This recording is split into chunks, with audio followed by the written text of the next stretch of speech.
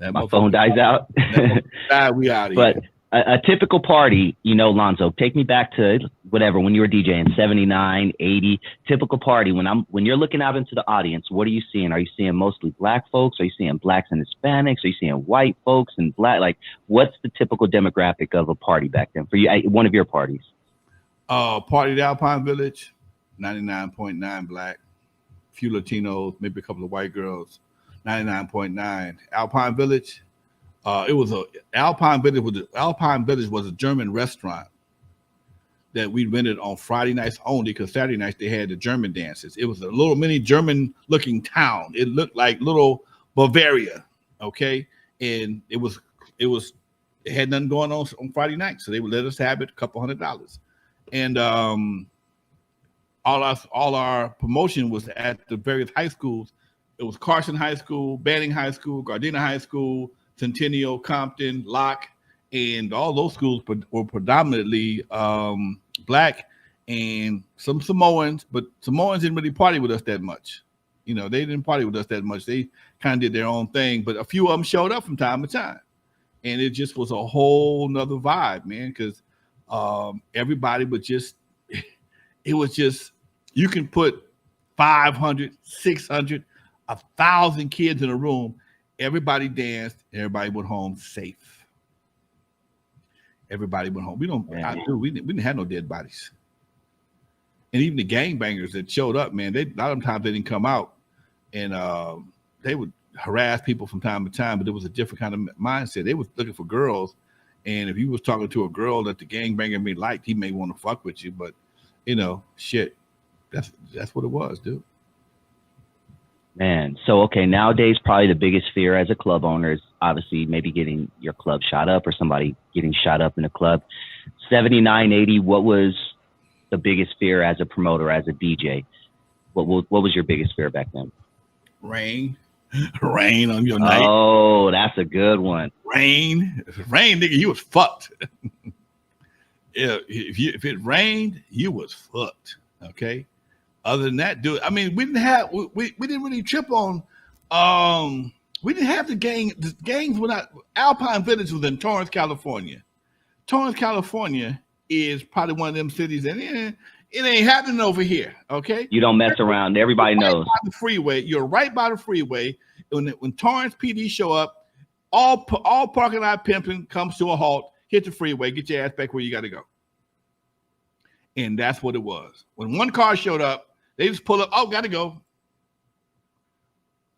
You know, and so it just was a whole different mindset, man. And that's why it's hard for me to wrap my mind about what these kids are going through now. The trauma these kids go through behind going to a party and seeing your friend, or getting a call that somebody got shot or somebody got killed. Dude, we didn't have that.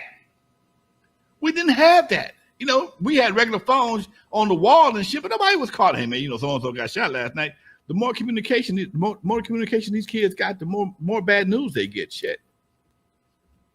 They get some horrible shit, man. So it's just, it's a whole different vibe, dude. And we didn't, you know, I'm looking at Charles and Marlon talk about the different groups. Electro Funk didn't come out till the 80s. Dude, Alpine Village, we was bumping Rick James, okay? We was bumping Slave, Cameo. We wasn't bumping these. They hadn't hit yet. We bumping early Prince. Okay, I wanted Soft and Wet and shit, like when everybody was looking at Prince with a side eye. Like, what's this little motherfucker on this horse, butt ass naked? I'm not playing that nigga shit. That nigga naked on the horse. I'm not fucking with him. That's the kind of shit we were dealing with back then, man. You know, this dude is naked on a horse, man. I'm not doing playing that dude. Look at him on this album cover with a nothing but an ass chap on, you know, in heels and shit, in a thong and shit, laying on his back, man. This dude is tripping, man. So you know, it was a whole different vibe, man. And Rick James got braids on, standing by a pole, looking like a hoe in hoe boots and shit. I'm like, who was this dude? Oh man, this shit is funky though, you know. But we didn't go out there. I didn't buy no whole boots and get no braids. Nah, nobody did that shit. We let them do their thing. Mike was the shit. Mike wasn't no punk back then. Okay, we doing all this shit at the same time, and it wasn't. And then we just came out the disco era. And that's why I was saying to my boy, DJ Academics was trying to diss last week. I think we talked about this for a minute. No, we didn't talk about it. Thank you for bringing that up, Lonzo, because you being a pioneer, Academics called a lot of the pioneers dusty, and there's a lot of that. So yeah, thank you. I'm glad you brought that up because I wanted to talk about that. Dude, you know, hip hop came right behind disco. Disco was on life support and was dying a slow death in 77, 78, and 79. Here come hip hop. And everybody thought that hip hop was going to die the same death that disco did. And you got guys like me and Grandmaster Flash Furious 5. You got Curtis Blow. And we kept that motherfucker on. We kept hip hop on life support for a long time, man. We pumping it hard, clear, keeping it going. And even, especially on the West Coast, because wasn't nobody checking for none of us, man. Nobody was getting checked for. We was making records right after these guys started making records, and nobody, it'll be dead in a couple of months. We like, no, they ain't gonna die. We ain't gonna let it die. We're gonna make our own records. We can start our own damn companies. That's how you got LA Dream Team. That's how you got Crew Cut Records. That's how you got Unknown DJ, Egyptian Lover. We said, nah, man, we ain't gonna let it die. We're gonna make our own goddamn records. That's all. And that's what we started doing. And that's what brought West Coast hip hop out of life support, out of ER, into the mainstream. And if it wasn't for us, the shit would have died a long time ago. You had, and I gotta go back a little bit further, man. Guys like Duffy Hooks, people don't know who Duffy Hooks is, okay? Duffy Hooks was a record hustling dude that probably got to get 2 minutes before my phone dies, Lonzo. So go ahead and finish the story up, and we'll probably have to wrap it up. Sorry, guys. Okay, Duffy Hooks was a record hustler that knew how to make records, along with Cletus Anderson and Kelvin Anderson, the VIP. Cletus was the big brother. It was like watching American Gangster. Cletus was the big brother that owned the VIP records and brought all his brothers out of Mississippi and gave them all stores and put them in the record game and made their shit happen. And they just took over the shit, okay? And these guys, not only did they sell records, they made records, they bought records from me, they sold my records, and it just created an industry an independent industry that nobody else had, man. And only a young, ignorant motherfucker would say some shit like that. Only a new nig would say some shit like that. Only a new nig who don't know what the fuck he talking about would say some shit like that, okay? Because you ain't done your history, dude. Yeah, a lot of us didn't get paid like we should have, but we paved the way for y'all to get paid, okay? You wouldn't know how to pick up a box of records. You wouldn't know what it is to make labels. Me and Unknown and Cletus was talking last Wednesday, man, about how much fun it was just to make records, man. Just to make them.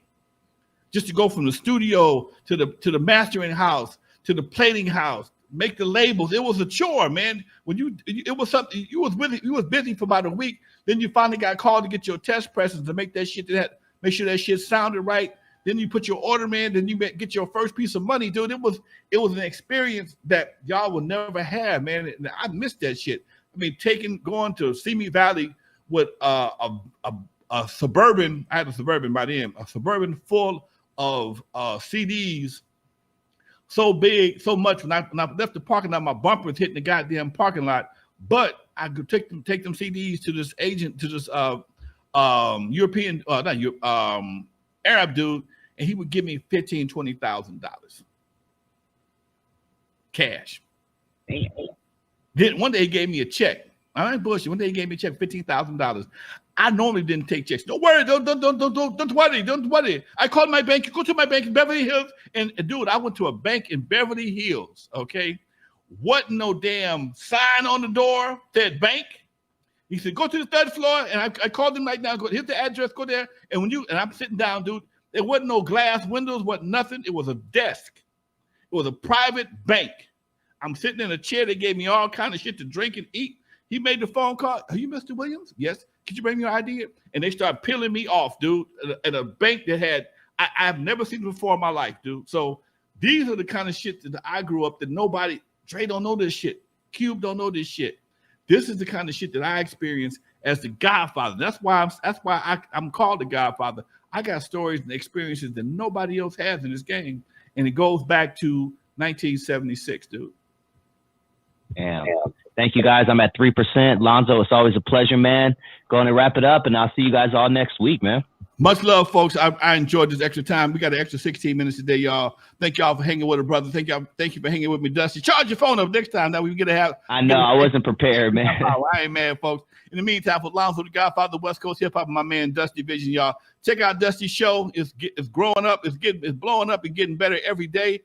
Same here. Check out me and Dr. Dre, Legendary Connects. And from time to time, folks, you'll see me on my other channel, Compton Chronicles, folks. I'll bring you news and information straight from the city of Compton, because I am the president of the Compton Entertainment Chamber of Commerce, and that's my job. All right. In the meantime, folks, thank y'all for watching. See y'all. Peace.